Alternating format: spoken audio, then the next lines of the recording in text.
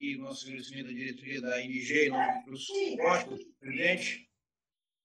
Também a atividade da Comissão Estadual de Pesquisa Médica de Goiás, em Goiás, que tem hoje 1.000 residentes. Uma atividade também da Academia Brasileira de Ginecologia e Obstetrícia e da Faculdade de Medicina do UFT.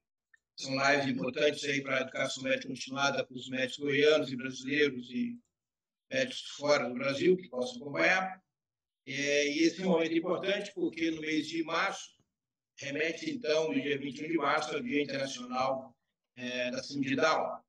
E a Síndrome de Down teve uma revolução extraordinária a partir das ações do professor Kipps Nicolaides, quando identificou aí a nuca fetal, a transferência nucal, como rastreador de excelência para a síndrome. O estudo genético pré-natal, portanto, a abordagem e a forma de agir passou a ser no âmbito fetal, né? Um preparo de um pré-natal, de opção correta, de opção de gravidez, de parto, assistência pós-natal, se assim desejar o casal. Hoje aqui receber, então, o professor Marcos Farias, de Belo Horizonte, mestre especialista em ginecologia e obstetrícia, também tem uma atividade muito forte em medicina fetal, especialmente ligados ao professor Kipps Nicolaides. Também aqui o professor Everton Petersen, também médico, ginecologista, editor da revista brasileira de RBGO, da revista brasileira de Ultrassonografia, da SBUS. Também tem uma ligação muito forte com o professor Kipps Nicolaides, também uma ativista da medicina fetal. O professor Eduardo Fonseca, acaba de ver aqui na tela. Bom dia, professor Eduardo. Bom dia, Waldemar. Bom dia, Everton, Marco e meu deleto amigo Rui. Prazer. Bom, grande abraço, Eduardo. Eduardo Fonseca é médico especialista em ginecologia e obstetrícia, obstetra de mão cheia, uma atividade muito forte no obstetrícia, na medicina fetal, na medicina perinatal. Nós vamos fazer uma logística, o professor Marcos Faria vai fazer uma apresentação do tema, contando um pouco do seu histórico, e na sequência faremos um debate aí com o professor Everton e o professor Eduardo Fonseca. Professor Faria, à vontade.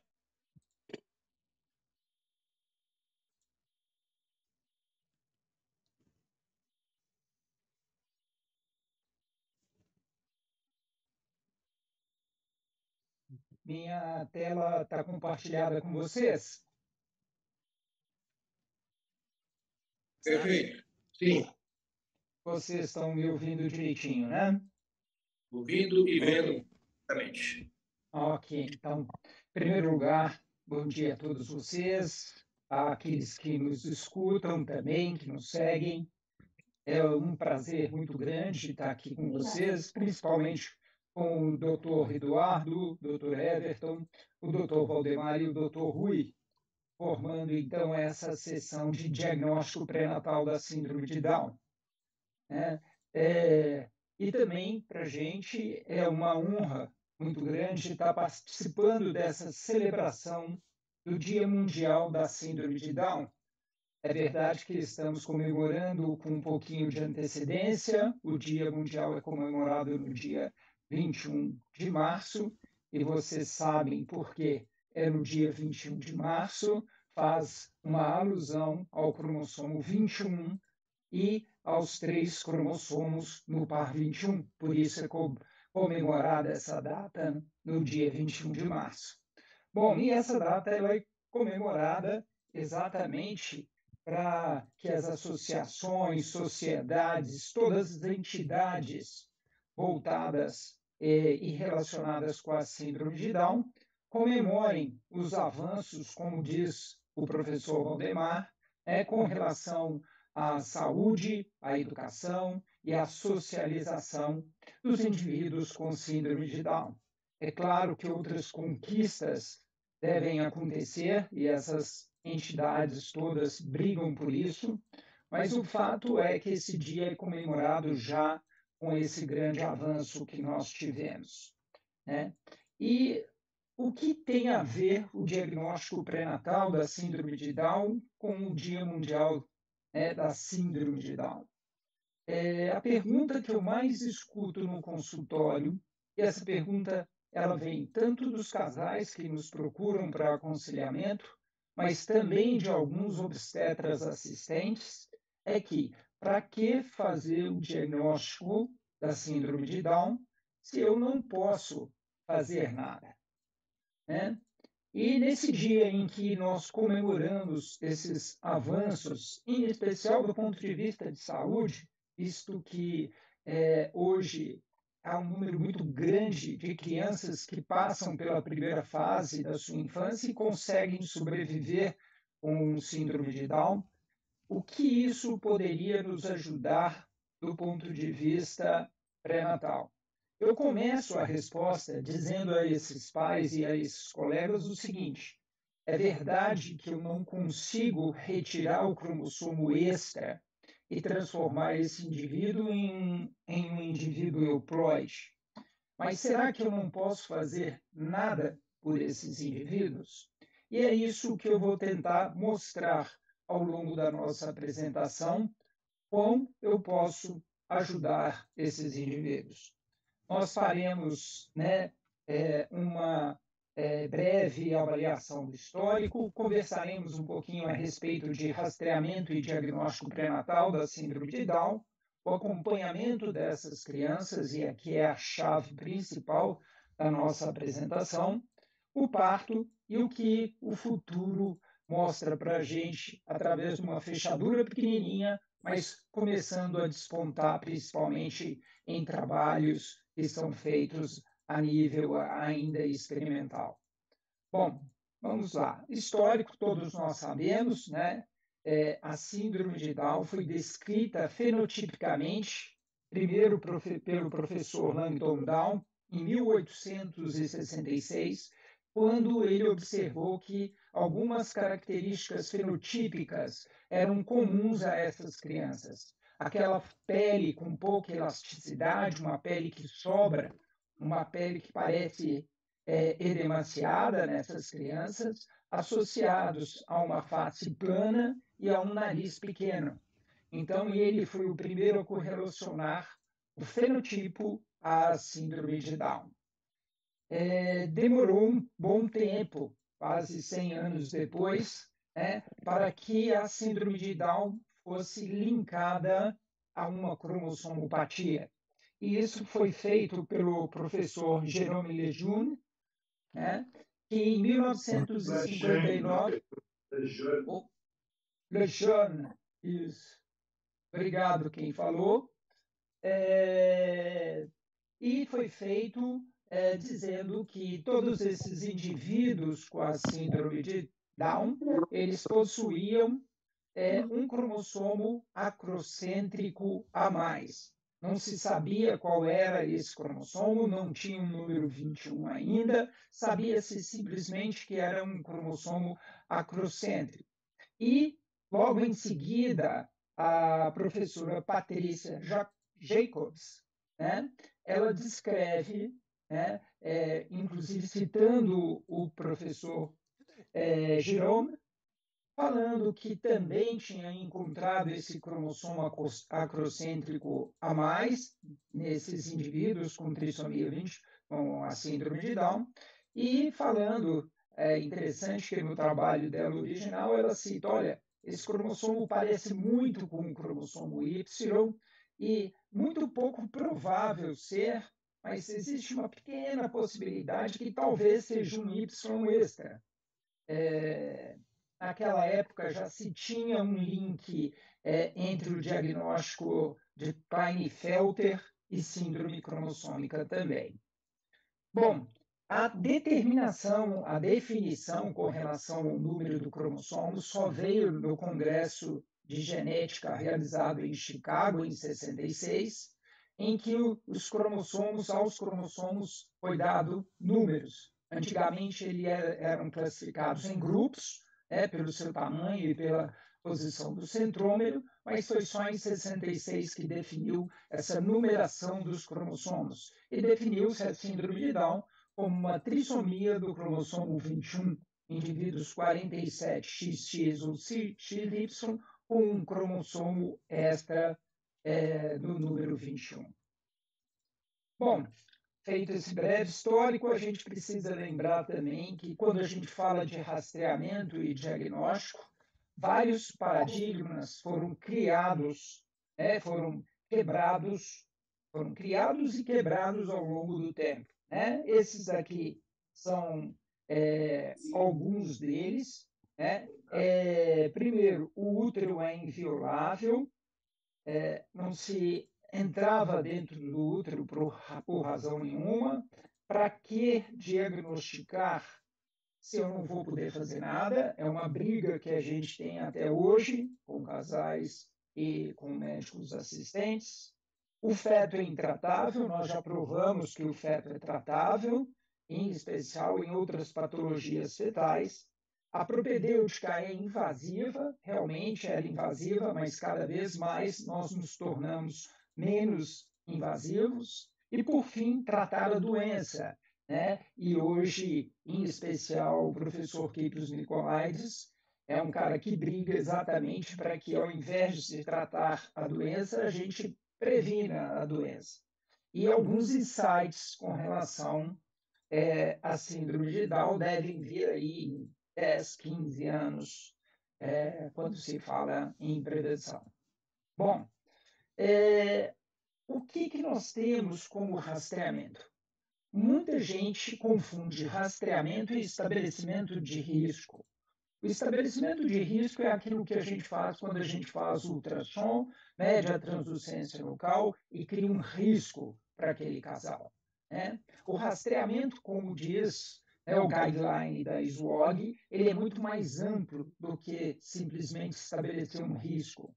Esse rastreamento ele é composto de 5 etapas que estão descritas aqui: a anamnese, orientação pré-teste, a realização do teste de rastreamento, a orientação pós-teste e a conduta. É muito importante a gente salientar que todas essas etapas são fundamentais no rastreamento. E é por isso que nós vamos passar rapidamente sobre cada uma delas. Na anamnese é importante avaliar idade da paciente, história pregressa, doenças que essa paciente tem, se foi uma gestação espontânea ou FIV. É importante avaliar com relação ao emocional daquele casal, disponibilidade financeira, desejos, crenças, cultura, tudo isso é importante ser avaliado no primeiro momento dessa anamnese, para que nós possamos dar a esse casal o melhor aconselhamento e o melhor rastreamento possível. Mas 3 parâmetros são importantes que a gente tem uma atenção especial: a idade materna, a história prévia de uma cromossomopatia, tá? E a translocação. A idade todos nós já sabemos. Desde Shuttleworth, em 1909, ele fez uma correlação da idade materna com a síndrome de Down. Ele observou que nas instituições, mais da metade dos indivíduos que tinham a síndrome de Down tinham mães que beiravam a época da menopausa. Tá? E nós sabemos que, à medida que aumenta a idade materna, o risco para uma trissomia, o risco para a trissomia 21, ele aumenta de acordo com a idade materna. Lembrando que, cada vez mais, nas nossas culturas, as mães vêm engravidando cada vez mais tardiamente, o que acaba gerando um grupo maior de mães com um risco um pouquinho mais aumentado.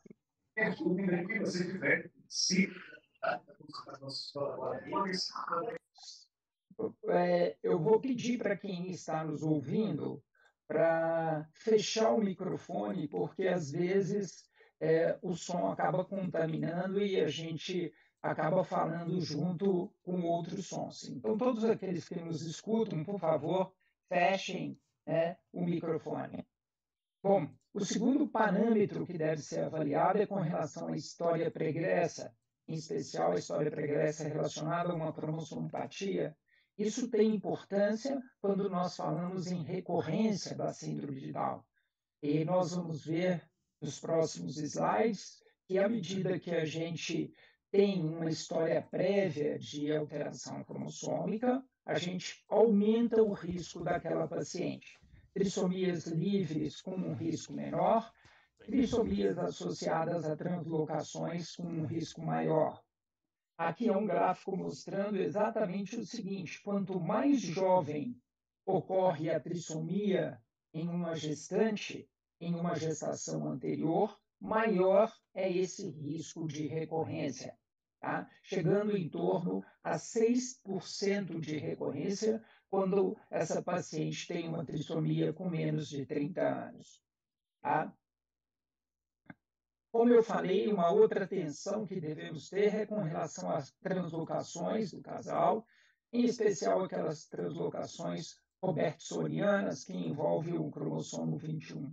A gente sabe que o risco de uma repetição ou de uma alteração cromossômica no feto está relacionado ao cromossomo e está relacionado ao genitor que tem essa translocação, sendo que quando essa translocação acontece nas mães, né, esse risco de recorrência ele acaba sendo maior.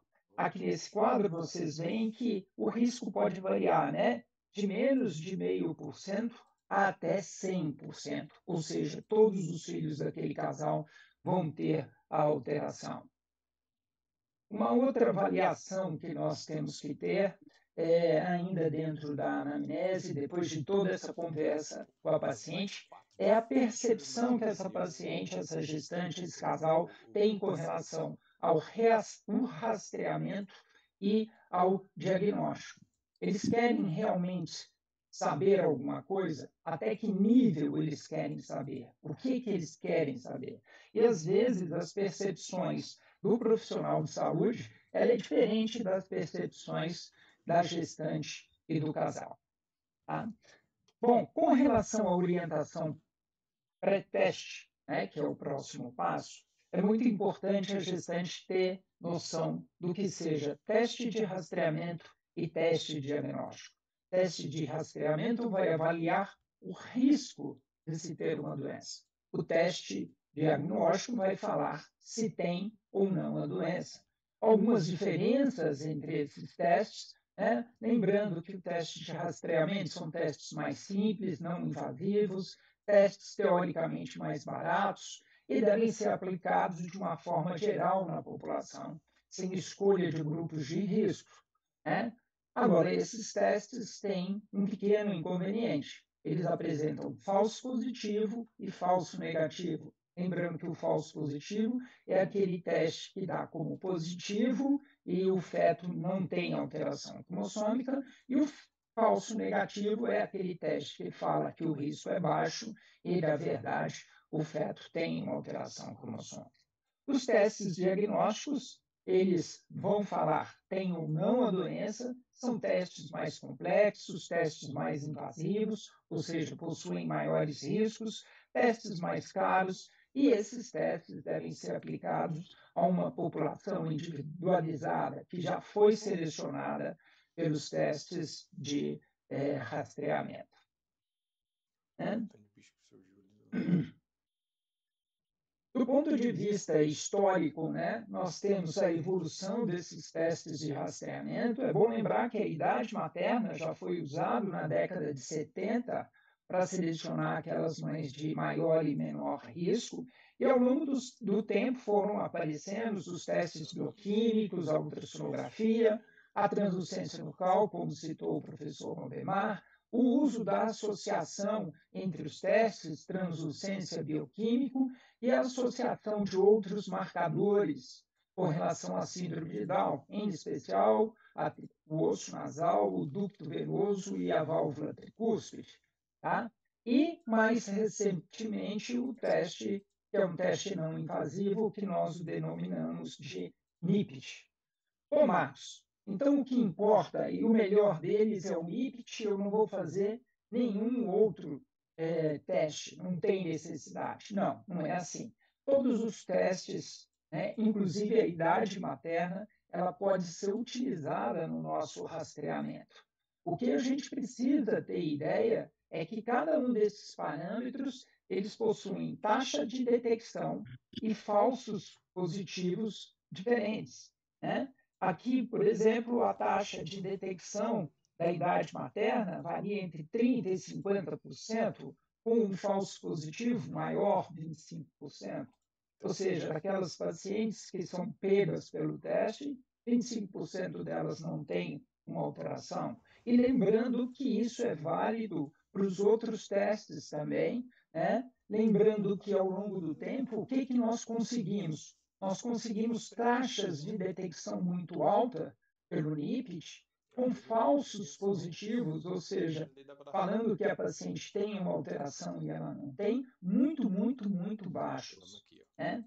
Então, Marcos, eu só vou fazer NIPT de novo? Não, a gente tem que saber o que significa cada um desses testes para que a gente possa orientar adequadamente cada uma das nossas gestantes.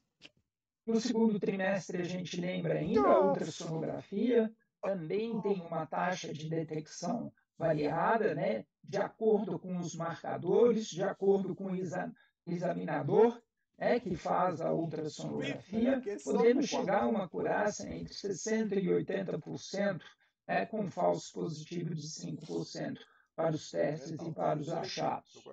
Bom, fizemos o teste de rastreamento e nós obtivemos o resultado desse risco. Né? Qual é a orientação que se deve dar após o teste? Né? Então, dependendo do risco, né, a gente, de uma forma geral, fala baixo e alto risco, mas isso é muito relativo, isso é muito individual. Para uma paciente, o risco de 1 em 100 ele é muito alto, e às vezes o risco de 10 em 100 ou de 1 em 10 para uma paciente, para outra paciente é um risco baixo. Então, isso é uma coisa que a gente deve tratar no momento da orientação. Mas o fato é que todas as vezes que eu falo em baixo risco e alto risco, né, eu estou falando com relação, e eu tenho que explicar para a paciente sobre falso negativo e falso positivo. Após o teste, eu tenho que reavaliar o entendimento que ela teve sobre o que é teste de rastreamento e o que é teste diagnóstico. E a conduta ela vai depender muito de serviço para serviço. Essa é a nossa conduta inicial, não só de serviço, mas para paciente também, para paciente, mas de uma forma geral, se a paciente chega precocemente na gestação, por volta de 9, 10 semanas, a gente explica que existe o NIPT, realiza esse NIPT, o resultado vindo de alto risco, todas as pacientes tem que fazer o procedimento invasivo, tem que fazer o cariótipo. NIPT não é diagnóstico definitivo, é um teste de rastreamento. Tá? Se o teste NIPT deu baixo risco, a gente faz o exame morfogenético de primeiro trimestre. O NIPT não exclui a morfologia de primeiro trimestre. E dessa forma, no exame morfogenético, também, se a gente tem baixo risco, a gente dá a opção para o paciente realizar o NIPT e aumentar a taxa de detecção, ou essa paciente encaminhada ao exame morfogenético de segundo trimestre. Caso o primeiro trimestre mostre aumento de risco, obviamente a gente vai discutir com a paciente a necessidade de um procedimento invasivo.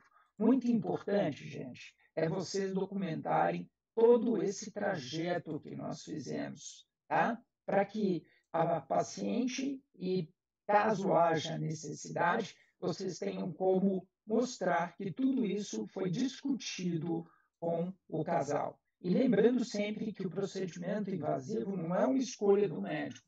Esse procedimento invasivo é uma escolha do casal. Tá? Dado o risco e colhido o material, seja por amostra de vírus corial ou amniocentese, nós podemos fazer uma série de exames, depois a gente pode até discutir com relação às necessidades, mas podemos fazer cariótipo, PCR, microarray, genoma, exoma, tudo é possível fazer com a coleta do material fetal. Para aqueles que falam que, não, Marcos, os procedimentos de rastreamento só vão aumentar o número de procedimentos invasivos. Isso é falso. Um estudo feito na Dinamarca mostrou que, a partir do momento que os testes de rastreamento passaram a ser utilizados com maior frequência, o número de procedimentos invasivos caiu. E caiu porque nós fazemos menos procedimentos em pacientes que anteriormente eram consideradas de risco e após o teste ela passou a ser de baixo risco. Ainda com relação ao diagnóstico, é importante dizer, não interessa se tem todas as características fenotípicas, não interessa se os achados ultrassonográficos são indicativos da síndrome de Down. O diagnóstico só pode ser dado com o cariótipo. E é importante ainda saber que, com esse diagnóstico, a gente deve ter uma equipe multidisciplinar por trás desse diagnóstico, envolvendo obstetra, fetologista, geneticista, psicólogo, cirurgião cardíaco e outros. É importante lembrar que o diagnóstico não ocorre só com a trissomia livre, ou seja, um cromossomo a mais do par 21 em todas as células. Isso acontece em 95% dos indivíduos que têm Down. Mas em 3 a 4% desses indivíduos, eles possuem uma translocação não balanceada, ou seja, um pedaço, uma carga genética a mais do cromossomo 21. Ou ainda, em 1 a 2%, nós temos o mosaicismo, que são células, um indivíduo euploide, células euploides e células trissômicas no mesmo indivíduo. Hoje em dia se procuram fragmentos mais específicos do cromossomo 21, que são definidos como região crítica, que são aqueles fragmentos genéticos que dão resultados ao fenótipo do feto com trissomia 21. E ainda nós temos anomalias, que são ditas anomalias da trissomia 21 ou trissomia facial, que é aquele indivíduo que tem um cromossomo, tem os 2 cromossomos no par 21, mas ele tem uma carga genética a mais, principalmente envolvendo essas regiões críticas. Tá? Hoje, nós sabemos que aproximadamente 1 a cada 700 nascimentos, eles nascem com síndrome de Down. O Ministério da Saúde dá uma proporção de aproximadamente 4.000 nascimentos, uma incidência de 4.000 nascimentos ao ano de crianças com síndrome de Down. E lembramos ainda, como eu comentei já no passado, o risco de recorrência, em especial para aquelas pacientes que têm translocações. Esse daqui eu queria deixar aqui um caso que nós tivemos. A paciente chegou para a gente com esse diagnóstico para maior orientação. Ela fez um estudo de PCR que demonstrou ganho no cromossomo 21 e foi taxada já o seu feto tem trissomia do cromossomo 21. E na anamnese, conversando com ela, nós observamos que ela já tinha tido um feto anterior com a trissomia 21. E aí a gente prosseguiu com a investigação. A investigação, esse é o cariótipo do feto. Se vocês olharem aqui, o par 21 está com 2 cromossomos. Mas se olharem mais atentamente, vocês vão ver que um dos cromossomos carrega um outro cromossomo 21. Então, essa paciente tem 46 cromossomos, mas ela tem uma translocação robertsiana não balanceada. Então, e por que isso é importante? A cada 3 translocações iguais a essa, 2 acontecem por acaso. É uma mutação, de novo, mas uma delas, 30%, acontece por causa de derivação de um dos pais, mãe ou pai. Nesse caso, fizemos o cariótipo dos pais e vocês vão ver lá que o pai tinha um cromossomo, no par 21, tem que esse cromossomo era duplicado. Então, a carga dele, genética, era como se tivesse 2 cromossomos, mas todos os gametas desse pai vão carregar essa carga duplicada, o que significa que todos, toda a prole desse casal, ela vai ter 100% de recorrência. Isso é muito importante, gente, na hora de orientação dos casais, tá? O cariótipo deve sempre estar presente.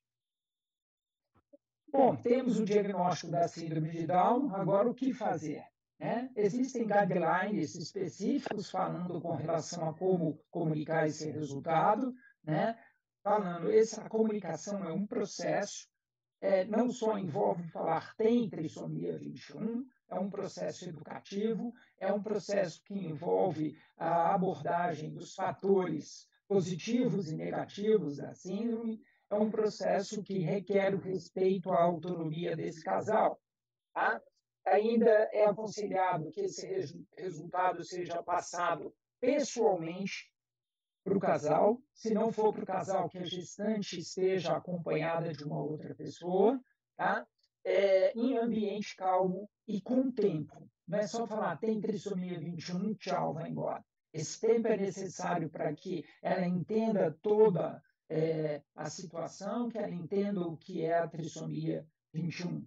Né? Só relembrando algumas abordagens específicas que devem ser feitas, nós sabemos que o fenótipo dessas crianças são fenótipos variados, mas especificamente, né, alterações em olhos, coração é muito importante, 40% a 50% dessas crianças têm uma cardiopatia, alterações glandulares, em especial o hipotireoidismo, que é um fator a mais que contribui, né, com relação ao desenvolvimento cerebral. É importante falar sobre a capacidade intelectual. Existem nos livros uma variação, existem crianças com Down que podem até chegar a um QI de 70, mas não mais que isso. Né? E lembrar, né, do tônus muscular, tem hipotonia, lembrar que 50% a 70% dessas crianças vão desenvolver demência após os 60 anos. Lembrar que com o benefício, né, que nós estamos tendo, em especial da cirurgia cardiovascular e o aumento de sobrevida, dessas crianças, elas estão atingindo idades mais avançadas e, consequentemente, doenças com demência, Alzheimer e etc. Tá? Com relação à sobrevida, só para mostrar para vocês, é muito importante para o prognóstico definir malformações associadas. Crianças que não têm malformação associada nenhuma, são crianças que têm uma chance maior de sobrevida. A associação de doença cardíaca, doença do trato gastrointestinal, elas pioram bastante o prognóstico. Tá? Síndrome de Down, acompanhamento. E é aqui que eu falo que é muito importante o que nós vamos discutir nesses próximos slides. Quando se faz a pergunta, não podemos fazer nada, será que não podemos fazer nada? Em primeiro lugar, a gente tem que lembrar que o feto com trissomia 21 tem uma placenta com trissomia 21. E o que importa é essa placenta com trissomia 21? Os trabalhos mostram hoje que essas placentas, elas possuem uma menor formação de sincício trofoblasto, menor adesão do sincício, receptores LHCG disfuncionais, beta-HCG disfuncional, uma diminuição da invasão trofoblástica. Essa diminuição leva a estresse oxidativo, trombose, inflamação, calcificação vilosa precoce, apoptose das células aceleradas, senescência placentária e do indivíduo precoces, né? E hiper ou hipometilações, o que faz com que isso cause uma variação, um efeito epigenético. Né? Marcos, e para mim que sou clínico, no que isso importa? Importa isso aqui. Essas alterações são responsáveis por insuficiência placentária em 53% dos fetos com trissomia 21. E esses fetos, por causa dessa insuficiência placentária, evoluem mais com restrição de crescimento, morte intrauterina, morte perinatal, morte neonatal e parto pré-termo. Complicações que são obstétricas e que são diagnosticadas durante o período pré-natal. Essas crianças morrem mais dentro do útero quando se compara com indivíduos euploides. E essa mortalidade ela aumenta ainda mais, especificamente após a 34ª semana. acreditava-se que essas crianças morriam por causa da síndrome. Não, ela morreu porque tem síndrome de Down. E foram quantificar, né, o quanto cada um dos elementos que acabam sendo responsáveis pela mortalidade fetal tem responsabilidade, né, nessa morte do feto com trissomia 21. E veja esse quadro aqui, à esquerda inferior, que quase 50% das gestações com síndrome de Down foram interrompidas por uma alteração no bem-estar fetal, medida através da ultrassonografia, perfil, medidas através da dopplerfluxometria. O que isso está nos dizendo? Está nos dizendo de uma hipoxia, né, de uma insuficiência placentária. E quando se calcula qual o peso da restrição de crescimento, visto que esses nenéns evoluem mais com restrição de crescimento, se dá um peso muito grande, para 35% desse peso como causa de óbito fetal acontece por causa da restrição de crescimento. O que eu quero dizer para vocês? Eu quero dizer para vocês que nós que acompanhamos fetos com síndrome de Down temos que estar atentos ao bem-estar fetal, temos que estar atento à restrição de crescimento. Esse feto com trissomia 21 não pode ser acompanhado da mesma forma que fetos que não têm a trissomia. Tanto é que o estudo de Boston ele mostra para a gente que esses fetos devem ser acompanhados com uma frequência muito maior. Como não se tem guidelines, não se tem propostas ainda, aí isso daí vai depender de cada serviço. Mas o fato é que nós temos que ter um olhar atento a essas crianças, porque nós podemos estar detectando hipoxia, podemos estar detectando restrição de crescimento, e nós sabemos que a detecção dessas alterações, elas diminuem o óbito intrauterino. Então, isso é uma coisa muito importante que eu posso fazer, sim, pelos fetos com síndrome de Down. Para finalizar, com relação ao parto, esse estudo aqui mostrou o seguinte, que vale a pena esperar a paciente entrar em trabalho de parto ou vale a pena interromper a gestação do feto com síndrome de Down. E os riscos intrauterinos passaram a ser maiores do que os riscos extrauterinos após 38 semanas. Então, o trabalho sugere que os partos de crianças com trissomia 21 eles sejam realizados com 38 semanas. Por fim, para a gente dar um lance, uma olhadinha no que está vindo por aí. Hoje os trabalhos são muitos, são trabalhos experimentais feitos com placas de cultura de trofoblastos, são trabalhos realizados em ratos, mas o que esses trabalhos mostram para a gente? Olha, pode-se ter alguma possibilidade de mudança fenotípica quando eu ativo ou eu desativo aqueles genes especiais, aqueles que trazem o fenótipo da síndrome de Down. Ou ainda, eu posso estar pensando que essa placenta tem fenômenos trombolíticos e, de repente, eu posso melhorar essa qualidade ou essa característica de trombose com medicamentos específicos. E, por fim, nós vimos que essa placenta é uma placenta que tem componentes inflamatórios bem exagerados e talvez medicações que estão começando a ser usadas como anti-inflamatórios em gestações de fetos que não têm a trissomia possam também beneficiar aqueles fetos que possuem a trissomia. Para finalizar a nossa fala, eu venho de novo com a nossa pergunta: para que diagnosticar? Realizar acompanhamento adequado, monitorizar, evitar que esses fetos morram no interior do útero, possibilitar a melhora do quadro clínico fetal. Se esse neném nasce com uma oxigenação melhor, certamente o quadro dele clínico neonatal e pós-neonatal ele vai ser melhor. Orientação do casal sobre a condição fetal. O casal precisa estar sabendo, ele precisa se preparar inclusive com relação à questão financeira, né? Tem que ter o preparo psicológico desse casal, trabalhar junto, né, com a equipe toda, aconselhamento genético reprodutivo, aconselhamento com relação à possibilidade de repetição ou não da síndrome,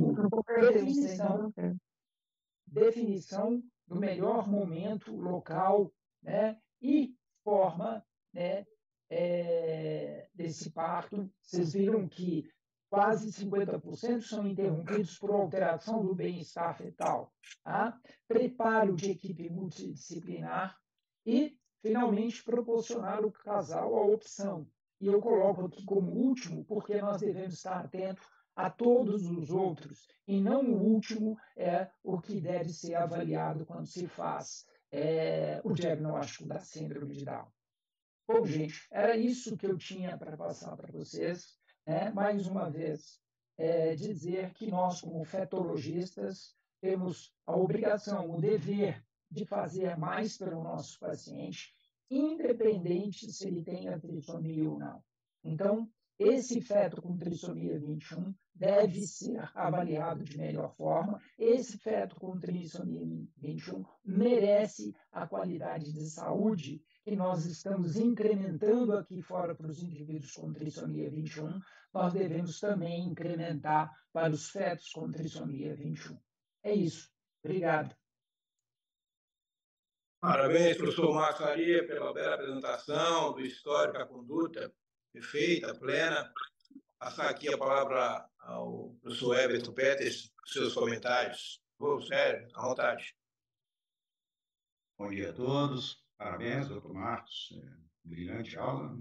A gente sempre trabalha, já estamos juntos há 33 anos, e a gente sempre bate nessa questão da técnica, da importância do diagnóstico pré-natal. Né? Como qualquer outra área da medicina, como você colocou claramente, né? É importante uma anamnese, um exame clínico desse paciente, exames laboratórios e diagnósticos, para então a gente ter a questão que é da assistência médica que esse neném pode ter. Como qualquer outra área da medicina, precisa desses recursos. E eu brinco com as pacientes, né? Você já ouviu a gente falar isso várias vezes, que a medicina, na verdade, nós precisamos muito separar dois aspectos importantes. Tratamento de cura. Na verdade, nós médicos curamos muito pouco, né? A não ser uma dor de garganta, que eu dou um antibiótico, com isso eu consigo curar plenamente essa paciente, mas se chega um paciente para você hipertenso, você não cura ele. Né? Nós vamos trabalhar no tratamento. O tratamento é dar condição clínica para essas pessoas terem uma vida mais saudável possível nesse sentido. Então, nós temos que trabalhar nessa questão, sim, do diagnóstico pré-natal. Como você colocou aí a importância dessa precisão do diagnóstico, porque nesses rincões do Brasil que temos por aí, não são todos os nenéns que podem nascer em qualquer lugar, Marcos, né? Como você mesmo colocou aí, a importância do local e do momento do parto. Em especial esses nenéns que têm uma cardiopatia importante, e esses nenéns precisam nascer num grande centro.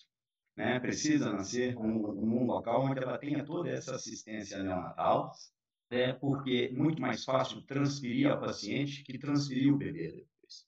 Né? A outra questão importante, como todas as partes da medicina, volta aqui a dizer, a importância do diagnóstico, porque só conhecendo a doença é que nós vamos ter condição de dar tratamento. Diferente de cura, apesar que até com essa evolução que nós temos aí, né, nós vamos ver vários trabalhos hoje mostrando aí a questão até de edição do código genético. E se a gente pensa na questão de edição, de mudança desse código genético, é importante também um diagnóstico precoce para que sim faça esses tratamentos precocemente. Né? Nós mostramos aí, você mostrou aí claramente essa questão com o prognóstico desse Down ao longo da vida, a questão do 21, ele tem algumas características em relação ao neurodesenvolvimento. Ele tem uma neurodegeneração ao longo dos anos. Isso está ligado ao cromossoma 21. Já tem vários marcadores em relação a isso, no sentido de tentar entender essa doença e, consequentemente, amenizar ou dar uma condição digna de nascimento. Muito bem, doutor Marcos, parabéns. Obrigado pela oportunidade de participar dessa mesa. Perfeito, professor Everton. Professor Eduardo Fonseca, por favor.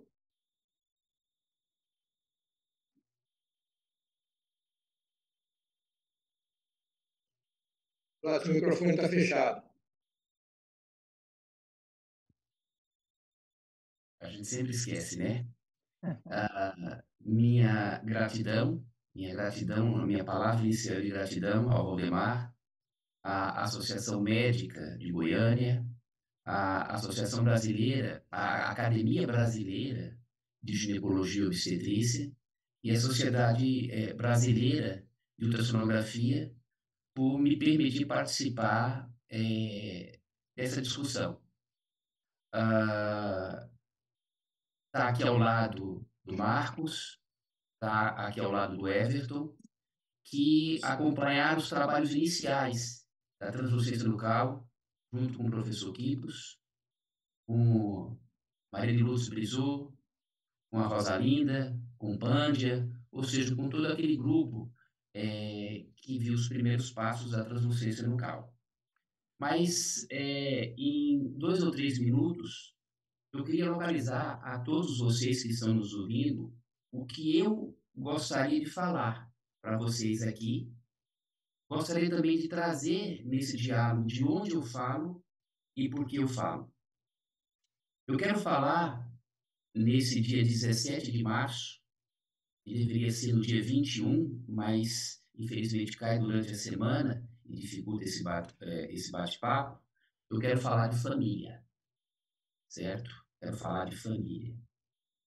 Porque toda criança é especial, quer tenha síndrome de Down, quer tenha 46XX ou 46XY.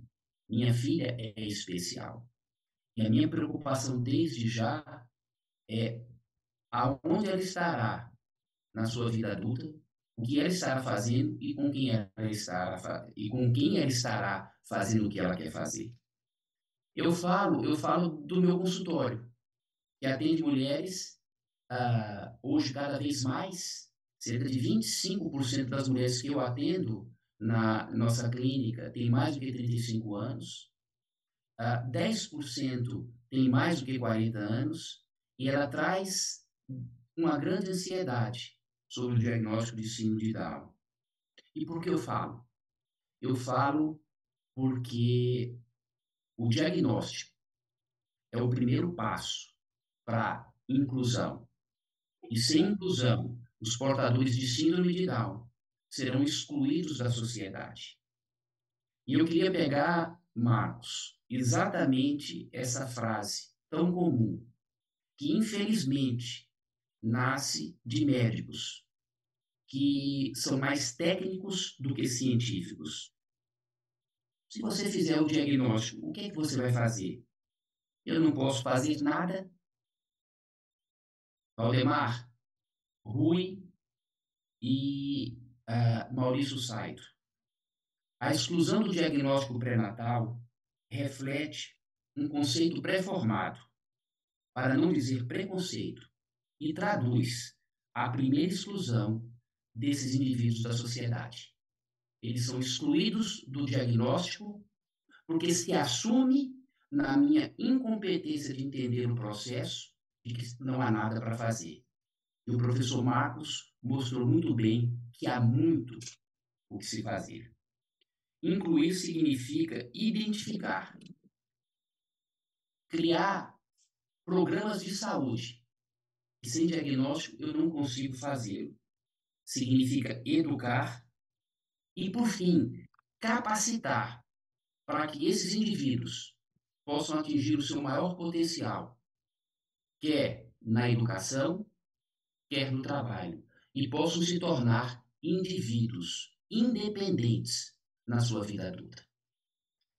Para concluir a minha fala inicial e abrir para o debate, Valdemar, é uma pena Pedro não estar nos ouvindo ou não estar nesse grupo, mas eu vou instigar o Maurício e vou instigar o Rui.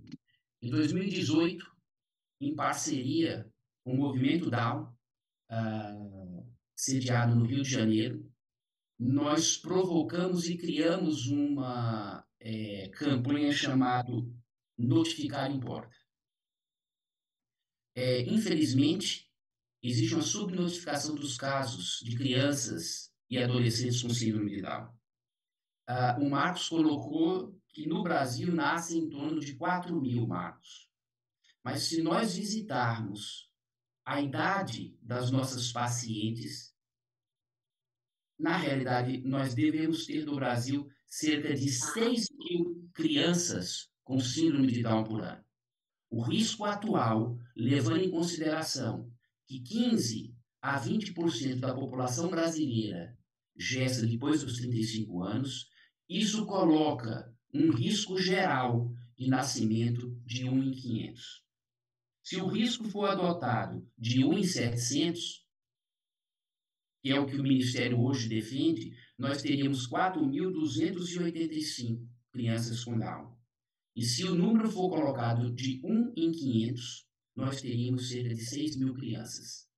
Se nós não conhecermos estes números, nós não poderemos ter médicos capacitados na pediatria e na neonatologia para cuidar dessas crianças. Nós não vamos ter mecanismo de capacitação dentro dos colégios para que possa utilizar o potencial inerente dessas crianças e alfabetizá-los. Porque a alfabetização, ela segue uma técnica. Com essas crianças, eu tenho que encontrar a habilidade delas e utilizar a habilidade delas para alfabetizá-las. Na sequência, se eu não conheço os números, eu não vou capacitá-la para um ambiente profissional de trabalho. E se elas não tiverem um ambiente profissional de trabalho, elas serão colocadas no grupo de pessoas incapazes, ganharão uma aposentadoria insignificante, impossível de cuidar da saúde delas e serão eternamente dependentes dos pais, que na maioria das vezes vão morrer antes dela.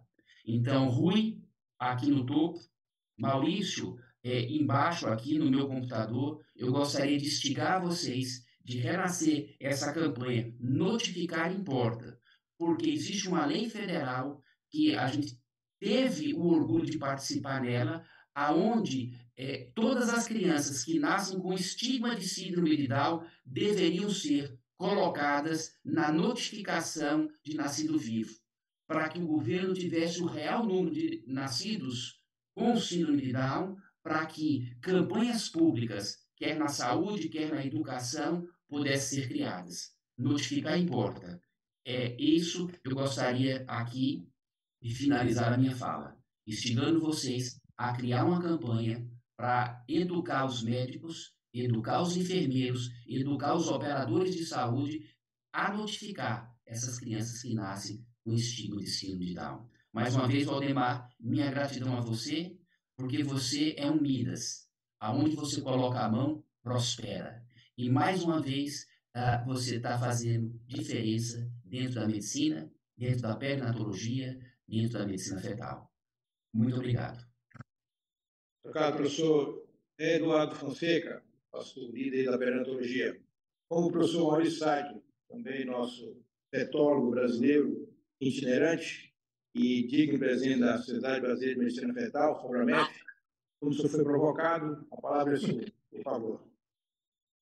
Bom, Valdemar, gostaria de agradecer a possibilidade, a oportunidade da participação. Em 2017, por causa do Zika vírus, foi criado no Ministério a obrigatoriedade da notificação das malformações fetais. Né? Quem conduziu esse trabalho foi o professor Antônio Carlos Magalhães, lá de Porto Alegre, e tem um livro que torna obrigatória a notificação dessas anomalias, porque a gente não tinha ideia do que acontecia no país. Né? E, segundo a Organização Mundial de Saúde, aqui no Brasil nascem em torno de 30.000 fetos malformados por ano, né? Sendo que, considerando que evolui para óbito, então a gente tem da ordem aí de mais ou menos 45.000 fetos malformados por ano, e muitos deles, para a nossa especialidade, são passíveis de tratamento. Então, nós teremos aí da ordem de mais ou menos 5 a 7 bebês que poderiam ser tratados intraútero. E o que o Eduardo colocou é extremamente importante, Eduardo, né? Aqui no meu prédio mesmo, nós temos um nosso vizinho, né, que eles têm uma criança que tem um pouquinho mais velho que meus filhos e os três jogam. Nós temos uma quadra pequena aqui, os três sempre jogaram futebol junto, basquete junto, né? E esses dias aí eu vi o Léo, né, um amigo aí dos meus filhos, saindo sozinho na rua. A gente fica até meio preocupado, né? Aí eu perguntei para minha esposa, ela falou, não se preocupa, ele vai lá na padaria, compra as coisas, traz. Então isso mostra a importância da inclusão, né, social e da preocupação de todo o prédio com esse menino aqui, né? E eu acho que essa notificação é extremamente importante, assim como já tem hoje a notificação e condições especiais para criança autista, tem um símbolo do autismo. Eu acho extremamente importante a sua colocação, Eduardo. Acho que a gente vai conversar lá dentro da Sobramef e pelo menos uma campanha dentro do nosso grupo, e a partir daí, junto com o Pedro, quem sabe a gente pode tentar isso junto ao Ministério, né, junto aos deputados e tudo mais, para criar esse importante dado, essa importante colocação que você fez. Muito obrigado, Eduardo. Obrigado, professor Maurício. Marcos Faria, a história das doenças humanas, do momento que alguém suspeita que existe uma X doença, daquilo da suspeita a passar pelo diagnóstico e a forma de conduzir com prevenção e tratamento, demora muitos anos. Você veja que aí na síndrome de Down demorou mais de 100 anos, você comentou na sua apresentação. Na hora que Langdon Down suspeitou e escreveu conjunto de sinais e sintomas de vírus que se pareciam, né? Na forma, na apresentação, no fenótipo, na qualidade intelectual e cognitiva, era uma descrição sindrômica. Era um conjunto de sinais e sintomas, não sei o que era, mas que as pessoas pareciam. Né? Por isso que nós tivemos uma data antes do século XX, XIX, uma grande frequência de descrições sindrômicas, né? Porque não sabia o que era. Da história que eu vivencio na obstetrícia, em geral, a única doença que mudou rápido foi a doença hemorrágica perinatal. E da suspeita do fator RH até a doença hemolítica, que leva à morte fetal, sua prevenção, a vacina, o uso da imunoglobulina e a forma de tratar com transfusão intrauterina demorou menos de 50 anos. Né? Então, você pensa assim também? Eu acho que cada vez mais nós estamos caminhando para diagnósticos mais rápidos, né? Eu acho que à medida que a gente amplia o nosso conhecimento na genética, e quando eu falo amplia, a gente ainda hoje é muito pequeno dentro desse conhecimento, as possibilidades cada vez aumentam mais, né, Valdemar? Você veja que quase metade de todas as malformações elas são tidas como sem uma causa específica. Né? Será que não tem causa mesmo? 25% delas, quase 25%, multifatoriais, ou seja, já se encontrou alguma relação, algum link com o fator genético. Então, eu acho que, à medida que nós caminharmos, principalmente nos nossos conhecimentos genéticos, eu acho que cada vez mais nós vamos ter resultados mais rápidos. Eu acho que isso já está, inclusive, acontecendo, né?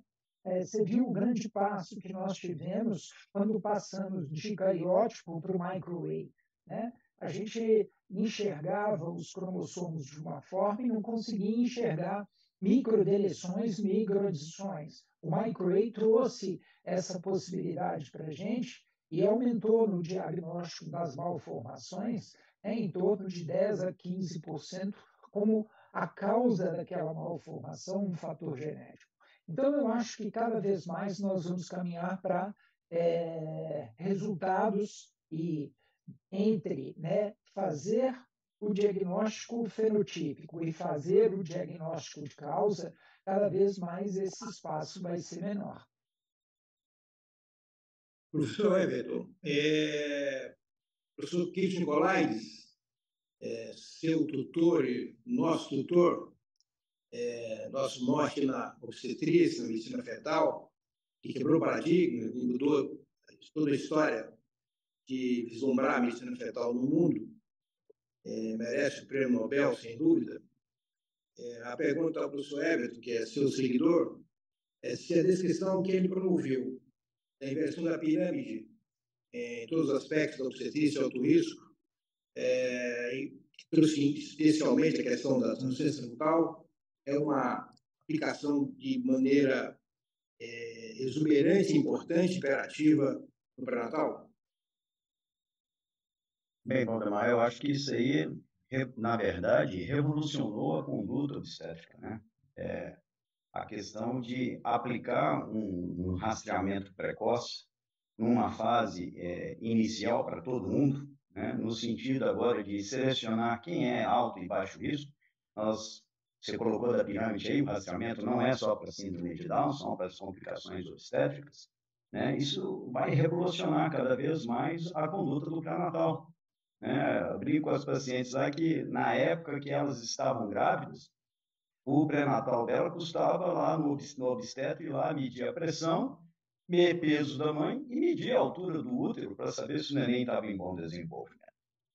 E a paciente, em muitas consultas,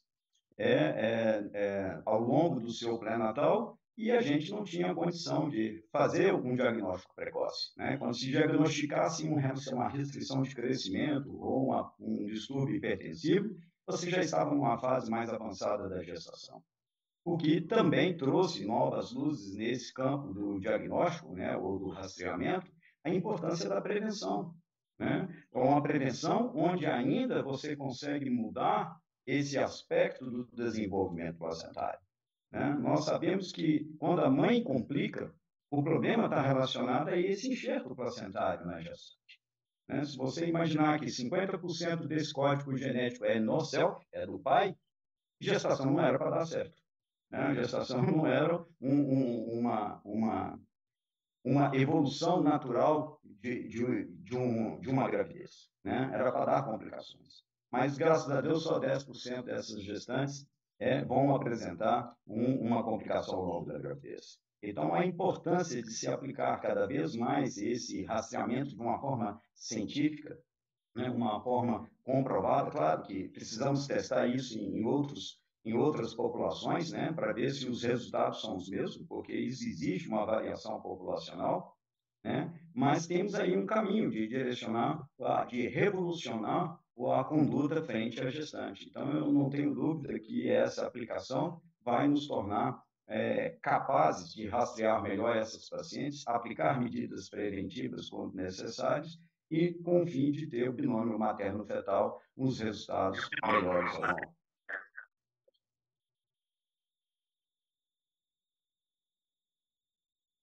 Professor Eduardo, a placenta, eu achei interessante a fala do professor Marcos, porque a placenta do portador de Down, ela também é doente, né? A placenta é Down.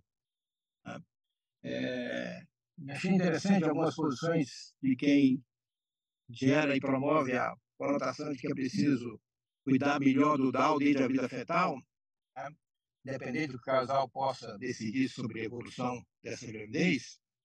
Mas quem cuida desse alto risco precisa entregar o melhor Down. E aí o cuidado com essa placenta, porque o Down já tem a dificuldade intelectual e cognitiva, e se ele tem evolução com esse placentário e hipóxia, os resultados ficam piores. Eu, certa vez, estava num congresso sul-americano, na Califórnia, e lá o tema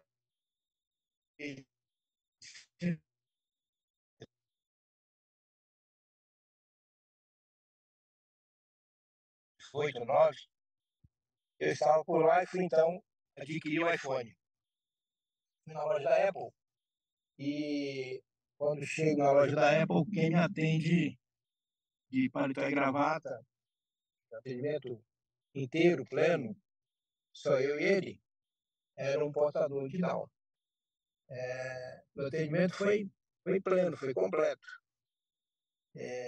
Vendeu alguns aparelhos com capa, com todo o modelo das notas, para que eu pudesse entrar no Brasil com esses aparelhos para minha família. E esse Down era, então, funcionário da Apple, resolvia todos os problemas sozinho, tinha o seu apartamento próprio, tinha o seu carro próprio, tinha o seu salário, sua profissão, carteira assinada, e tinha namorada, tinha vida sexual. Então era um Down que, no meu olhar, alguém cuidou melhor daquela placenta, né? E tem Down e Down, né? Um Down assim, e tem o Down que é cadeirante. E tem o Down que obtua, né, intraútero. Então, o alto risco tem o dever de dar a esse casal o melhor Down, né? Proteger a família tem o dever. Então, o diagnóstico precoce, a postura e a conduta mais precoce faz diferença no final. O que você pensa, professor Eduardo? Olha, Valdemar, você traz uma coisa muito importante e o Marcos mostrou a importância de nós seguirmos essas crianças com diagnóstico pré-natal de maneira diferente. Nós sabemos o resultado cognitivo das crianças com síndrome de Down, que têm malformações cardíacas mais graves, ele é pior do que aquelas que não têm malformação. E isso provavelmente passa pelo grau de hipoxia que essas crianças são submetidas intraútero e após o nascimento. Nós sabemos que a cognição de um indivíduo ela passa por vários fatores, desde o fator genético congênito a os fatores de oxigenação e aos estímulos que ela sofre, sobretudo nos primeiros anos de vida.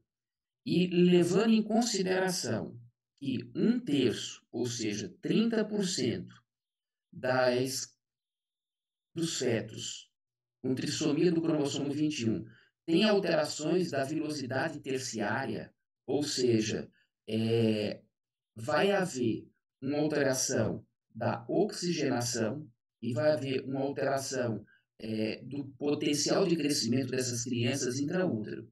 Então, sem sombra de dúvidas, há de se ter um cuidado especial olhando para essa placenta de maneira diferenciada naquelas crianças que nós fazemos o diagnóstico de trissomia do cromossomo 21. E aí, mais uma vez, Marco, não se tem nada para fazer, se tem muito a fazer. E talvez sejamos nós, mais uma vez, como sociedade, que fazemos diagnóstico de crianças com síndrome de Down, que vamos poder defender um acompanhamento pré-natal diferenciado para essas crianças com diagnóstico precoce. Da mesma maneira que se foi criado uma avaliação diferenciada para as mulheres que têm gestação gemelar monocoriônica, para as gestações gemelares dicoriônicas, para aquelas crianças que estão abaixo do percentil 10 e que tem uma alteração que não tem alteração doppler-velocimétrica, e nós criamos protocolos específicos, talvez devemos pensar em protocolos específicos para essas crianças ainda no pré-natal. E são países como o nosso que poderão fazer isso. Isso não vai vir da Inglaterra, isso não vai vir dos Estados Unidos, tá? Vai vir de países como o nosso. Então, Valdemar, você está certíssimo, há de se ter um cuidado especial com essa gestação, levando em consideração que 1/3 das trissomias do 21 cursam com alterações placentárias, alterações de velocidade terciária. Perfeito. Para encerrar, nós estamos com quase 1h15 de live, tamanho e importância do tema. Perguntar para o professor Marcos, que ele comentou rapidamente, o diagnóstico clássico é o cariótipo, feito em material biológico daquela gravidez, líquido amniótico, glicoreal, cossintese, conforme foi comentado na aula, rodeamento GIQ, e você comentou rapidamente sobre o microarray. Onde é que se aplica o microarray? Onde é que se aplica o exoma? E onde é que se aplica o genoma nesse diagnóstico de importância da síndrome de Down nesse material biológico. Isso do ponto de vista de aplicação prática hoje e perspectivas futuras.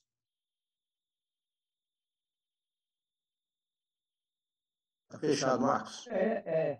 A aplicação prática é o seguinte: o que a gente tem visto alguns serviços fazerem? Olha, nós vamos fazer o PCR e o microarray. Se o PCR, para tentar economizar custos, né?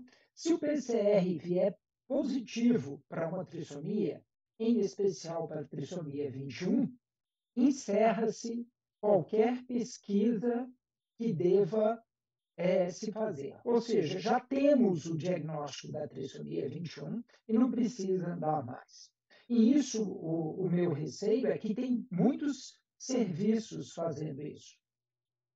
O que nós temos que fazer na prática? Todas as vezes, é claro que eu colhi um líquido, eu vou esperar a cultura vai demorar aí de 2 a 3 semanas. Né? Então, eu faço um PCR rápido. Qual que é a nossa programação aqui na clínica? Eu faço PCR rápido. PCR veio qualquer trissomia, veio qualquer alteração, tá? Esse material obrigatoriamente vai para a cultura e é feito o cariótipo. Obrigatoriamente. Ué, mas você já tem o diagnóstico de uma alteração. Mas eu quero saber como é que essa alteração é do ponto de vista cromossômico. Nós vimos que o Down, 95% é trissomia livre. Né? Mas aí 3, 4% quase são alterações de translocação. E essas translocações, é importante a gente fazer a avaliação dessas translocações exatamente para poder dar àquele casal a orientação genética adequada.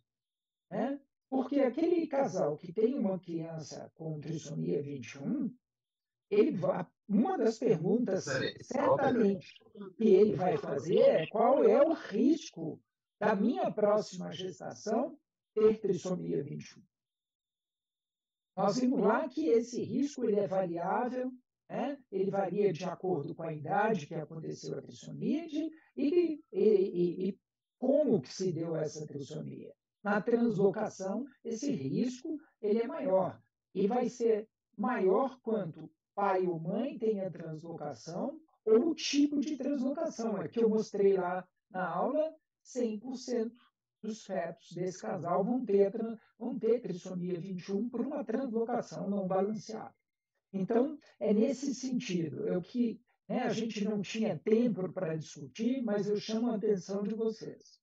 Eu não posso dar um diagnóstico da síndrome de Down, e isso é válido para as outras 2 trissomias também, porque são trissomias que podem estar associadas à translocação. Então, o diagnóstico de um PCR veio positivo para essa alteração, façam a cultura, façam o cariótipo.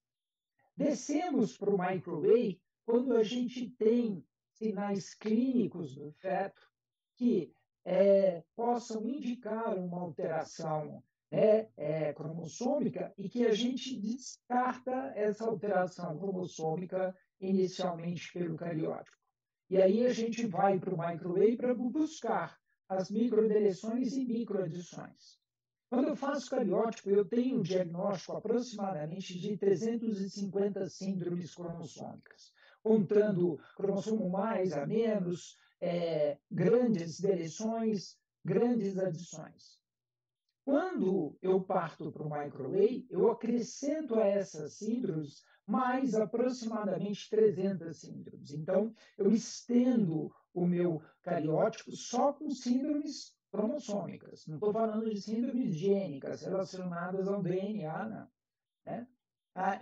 Quando eu passei por esses estágios, e a gente tende, na maioria das vezes, eu explico por que na maioria das vezes, seguir uma escadinha, subir degrau por degrau, para que a gente não perca a oportunidade do diagnóstico, seja o diagnóstico cromossômico, seja o diagnóstico gênico. Né? Partindo para o diagnóstico gênico, nós fazemos o exoma como um próximo passo e na verdade, o genoma está começando a vir com uma alternativa a mais. Né? Lembrando que o exoma ele tende a diagnosticar a grande maioria das doenças gênicas, mas não diagnostica todas. Tá? Então, a gente faz uma sequência nessa escadinha, tá, Valdemar? Mas, de novo, eu chamo a atenção para não se dar diagnóstico de trissomia só com o PCR. Perfeito. Maravilha, já quase 1h30 de live. Queria, então, aqui agradecer a bela palestra do professor Marcos Farias, a arguição e a colocação do professor Everton e do professor Eduardo Fonseca, e que fica, então, como um marco interessante dessa nossa discussão. É um bom pré-natal, um bom diagnóstico precoce, primeiro trimestre, e uma conduta melhor possível, de alguma forma bem orientado o casal, para que ao final tenhamos o melhor resultado em todos os sentidos também na síndrome de Down. Meus amigos, um bom dia, um forte abraço e até a próxima. Até mais para vocês. Lembrando que essa apresentação fica pendurada aqui no site da MG e também no YouTube e no Facebook para acessos posteriores. Né? Até logo, bom domingo. Até mais, prazer, um abraço.